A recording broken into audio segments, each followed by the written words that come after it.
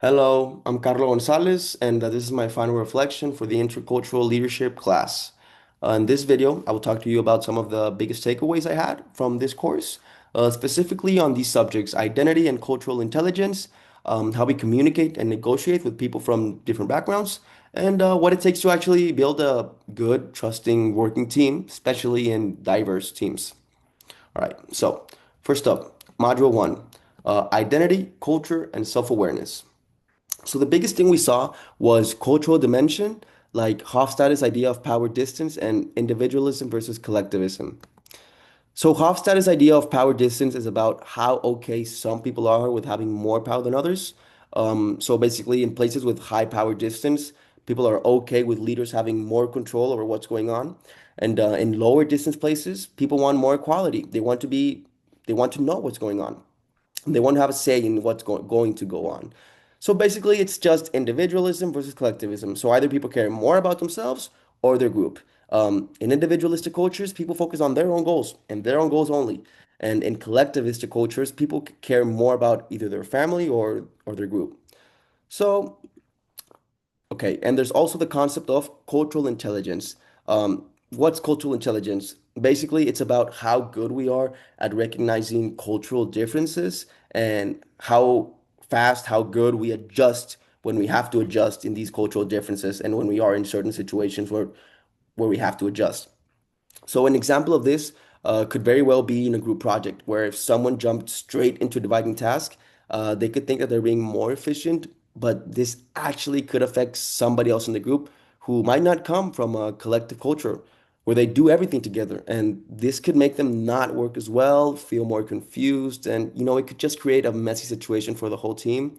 So, as a good leader, you should always expect a more team first approach. You should take a minute to ask how everyone would want to work on the project and approach rather than just handing out the work and doing stuff like that. Just doing this could help make every teammate feel more respected and more seen. And this could just lead to a more better result as a team project. All right, next slide. Modules 2 and 3, communication, leadership, and collaboration.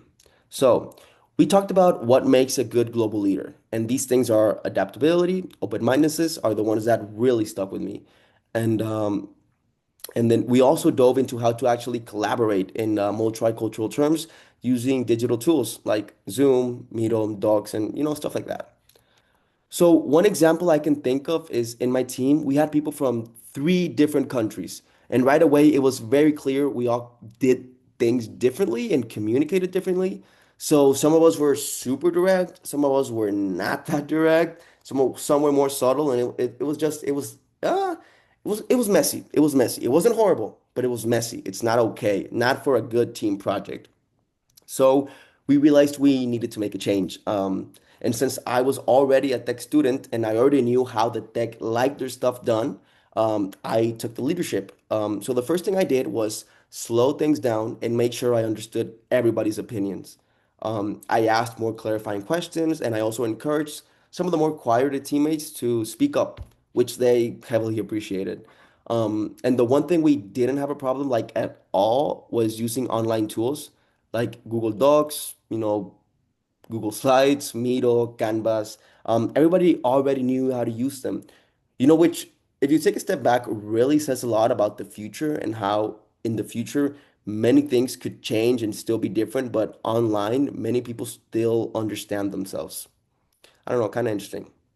So that attitude really helped our team have a more sense of equality in the decision making, especially since I could tell that I couldn't tell, some other students were international. They weren't tech students per se. And they just kind of felt a bit lost. They usually just listened. They didn't really ask many questions. So, so instead of calling the shots, I made sure everybody had a voice. I made sure everybody's opinions were heard and seen, and it led to a much better final project. So I really think that's what managed to help us work in a more efficient way. All right. So what's next? Self-assessment, future and act and future action. So collaboration, I would consider myself that I was pretty strong.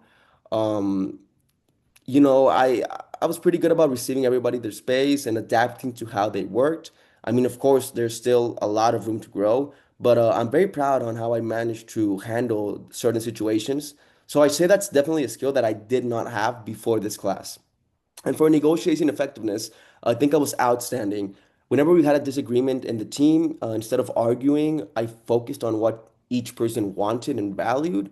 And I think that really helped us find more common ground, which just let us have more work, which just helped us work better. So yeah, that's one thing I will probably keep doing forward is just looking into cultural backgrounds before starting a new project, understanding people's work styles and expectations.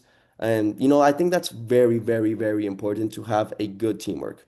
And while I did work well with teams before, this class definitely showed me how to work well with people from around the globe, not just people from, different places in Mexico.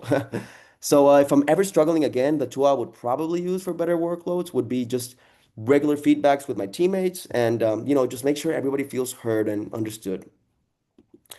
So yeah, that's the end.